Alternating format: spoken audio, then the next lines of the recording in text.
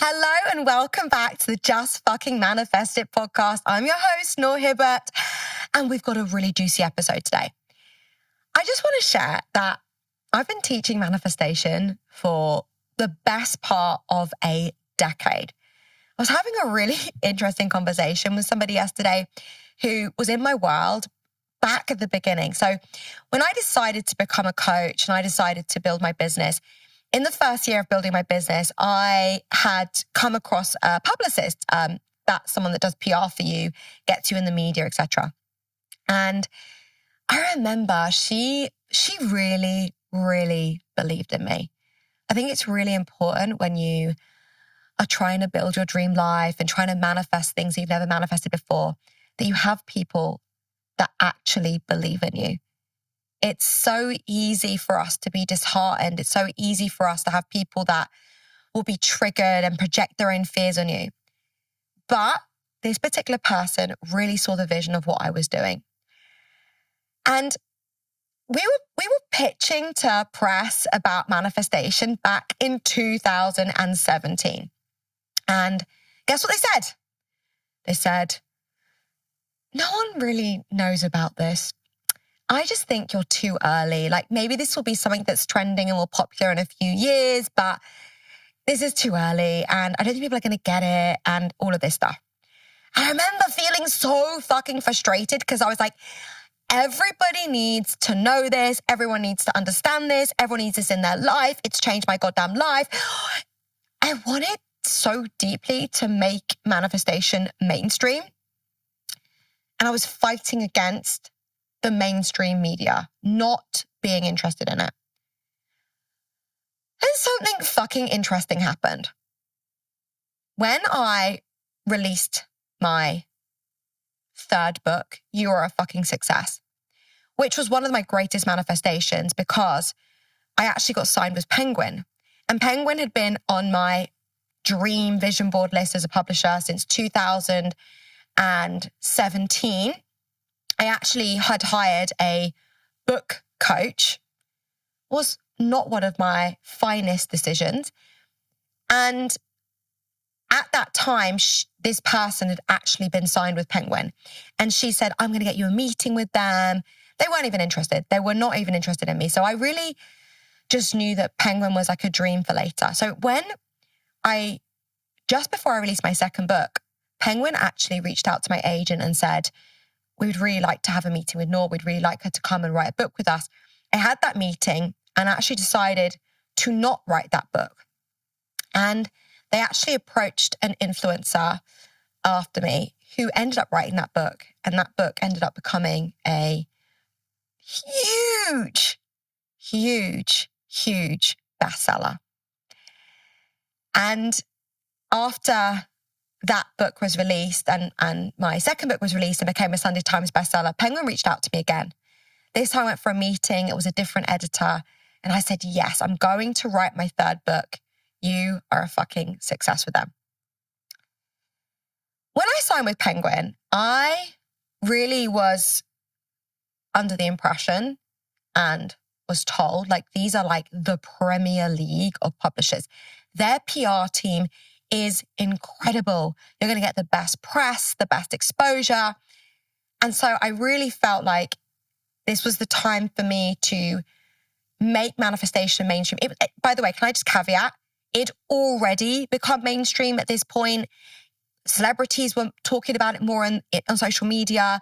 I was watching reality TV shows and people were like, yeah, I'm just manifesting stuff. I'm just manifesting. So this is, we're talking 7 years after I really wanted to get it in the press.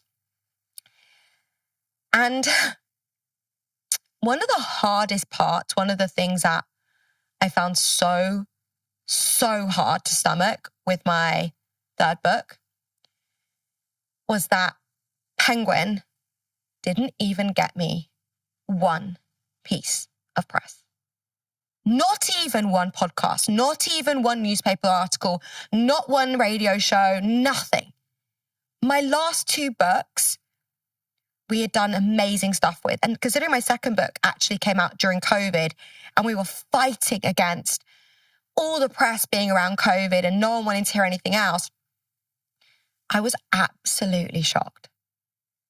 And I remember at the time thinking like, universe, what the fuck are you doing? And are you ready for the reason why we didn't get any press? Manifestation is done. It's done. We've all done it. Everyone's bored of it.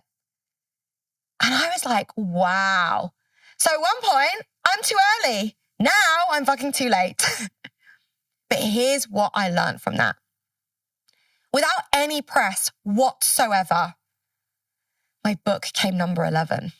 What does that mean? I missed out on the Sunday Times for a second time by just 300 books. 300 book sales. And I was like, wow, one podcast, one newspaper article, one radio show could have tipped me over the edge. With my first book, when I went on to BBC Radio London, I was so incredibly blessed because I did this amazing interview with DJ Clara Hermit. And the next day I received a phone call, and the phone call said, "Noor, you're never going to believe this." I said, "What's happened?" It said, "You've been invited onto Steve Wright's show." And I said, "Who's Steve Wright?" And she laughed at me. "Noor, who's Steve Wright?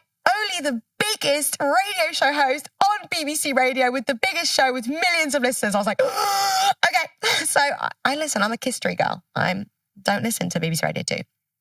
So I went into BBC Radio 2, went onto his show, and he said to me, "I was driving home from work. I heard you on Clara's show." And I pulled my car to the side of the road and I said, "We need to get her on." And the producers rang me and I came on, and my book became an instant bestseller. It went up the charts. It was number 1 in multiple categories. And I hit such a big goal of mine. So I know the power of just one piece of PR, one piece of press that does really well. So of course I was really, really gutted at the time. And I felt frustrated because everyone was telling me manifestation was done. And I felt so frustrated because we're actually just getting started. People are just starting to wake up to understanding the power of their mind. It's relatively new in the mainstream world. So many people still don't know about it. Lots of people think that it's woo-woo and esoteric. So we're just getting started. So there's like a really important lesson here that I want to share with you is my purpose on this planet is to teach this stuff to people. And I'm certainly not going to allow the external world or the media or the press to tell me whether I'm too early, too fucking late, or anything in between.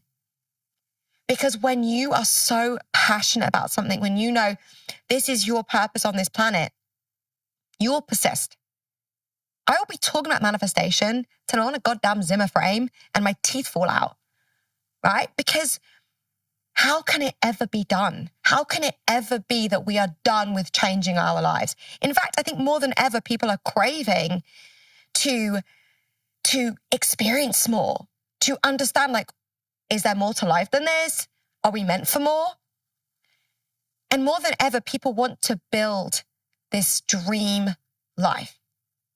And I think that we're living in a world where more of these ideas are maybe being accepted as well as like science evolving and more people coming out and talking about it. So, back in the day, I never told anyone. I'd be like, "Oh, I'm working with the universe." Everyone would be like, "What the fuck? She's mental." Now, I can have those conversations with a lot of different people and people aren't going like, "What are you talking about?" Because it's become more mainstream. And I think, when you think about celebrities such as Jim Carrey, Kim Kardashian, Drake, will.i.am, Will Smith, like some of the A-listers, if you go on social media, and type their name in manifestation, you're going to see them talking about it.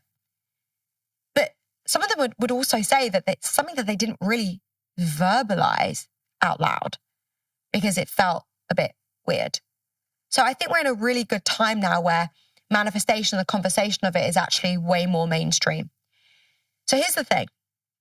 I want you to see manifesting your dream life like building your dream house. And when you're building your dream house, there are 3 important steps. And one of my greatest manifestations was actually building my dream house. So I really love that this analogy has really come to fruition in my soul and how I kind of talk about it.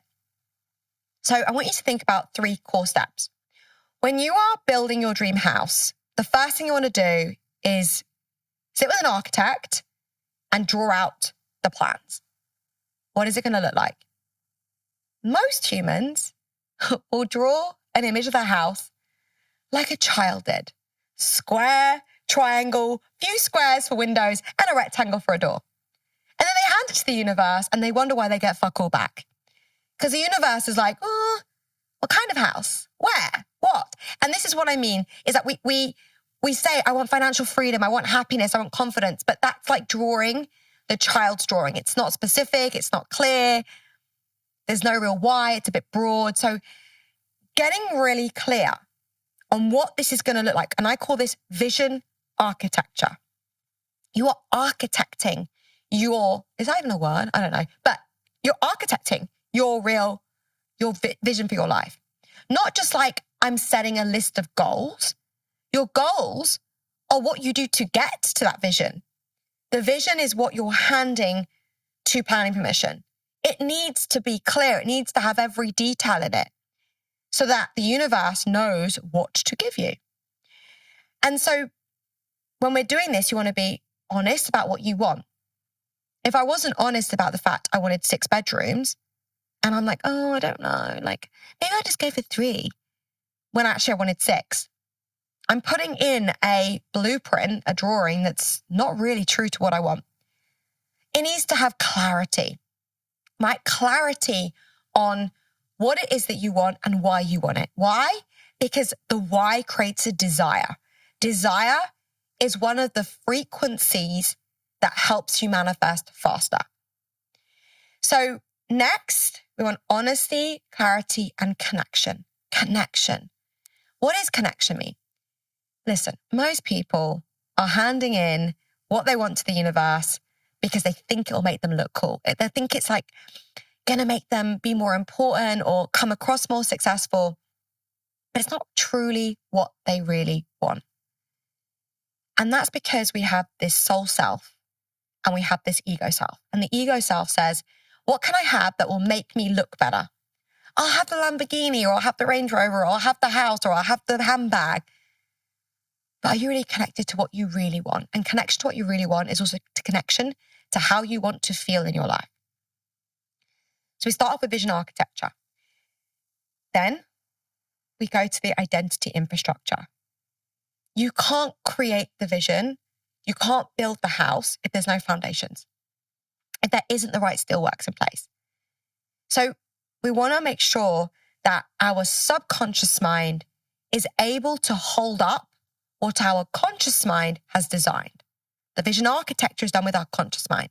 The identity infrastructure is our subconscious mind. It is our beliefs. It is our identity through which we want to manifest what we want. And here's the thing. 95% of what holds up that house is the infrastructure. Your subconscious mind is running 95% of what you do. The conscious mind is doing 5%. So if we don't work on the subconscious mind, we're not going to actually create what we want. Anyone can create a vision board, anyone can say what they want, but unless you have the identity and the capacity to hold that, you don't manifest it. It's like walking into a supermarket saying, I want all of this stuff, but going in with one teeny tiny bag. And the shopkeeper going, but how are you going to take this stuff out? And you're like, I don't know. Unless you have the capacity to hold something and your nervous system is ready to hold that, you don't get to actually receive the things that you want. So it's not just about asking for what you want or getting clear on that. It's also like, can I actually hold it? Can my subconscious mind hold that? And then we want to take action. Listen, you can have the infrastructure in place, you can have the blueprint in place, but who's building that shit? You are. The universe is going to help you. But ultimately, you need the builders to build. You need to lay the bricks. You need to plaster, decorate, and all that sort of stuff. Otherwise, the house doesn't actually become a home. It doesn't really become a house. So, vision, identity, and action are the 3 core pillars to manifesting anything that you want. Manifestation is not done. Fuck the fucking PR people. just because people are bored of hearing generic shit. If you want to change your life, then that's why I created this podcast. That's why I created my programs. That's why I'm going to be here. I was saying this morning, like, I've been doing my podcast since 2019, before podcasts were even cool. Why? Because this is my purpose. And every single one of you has a purpose. An acorn has one sole purpose. To become an acorn again? No, to become an oak tree. It is blueprinted to become an oak tree. But it needs sun, soil, and water. Otherwise, everything that it has the potential to become, which is an oak tree, never comes to fruition. If I put an acorn in my office, no matter how much I hope, wish, and pray, it is not becoming an oak tree. So in the same way that it needs sun, soil, and water to become an oak tree, humans need vision, identity, and action to truly manifest. Every single one of you has this spiritual microchip with your purpose. I would not have manifested becoming a Sunday Times bestselling author if I didn't have clearly in my mind what I wanted it to look like, if I didn't clearly visualize it, if I didn't have the belief that I could do it, if I didn't take the action towards it, none of that would have happened. So building your dream life requires you to go through steps, to go through processes that get you to where you want to go to. So if you've landed here and you're listening to this and you're thinking, I want more to my life. I want to create the life that I desire. You want to build an extraordinary fucking experience whilst you're here as a human. Because my friends, you are only here once, as my second book says. You only live once. This is not a dress rehearsal. So go and live your biggest life. Don't just sit there going, well, I kind of want this. Follow the steps. Get really clear on what you want. Create the identity infrastructure and take the action. And if you're like, I don't know how to do that, check my show notes because I will help you do that. But whatever you do, do not believe that like life is done. Do not believe like your time is done. Just like the PR people are like, you're done, too early, too late. We will make these excuses as human. You are never too early or too late to change your fucking life. You just got to take action now. Be persistent. Be committed. Make it non-negotiable. So, I hope that from today's episode, you're reminded that the external world is not going to tell you what you should do. Follow your purpose and use a process to manifest. And I'll catch you on the next episode. Take care and goodbye. Oh.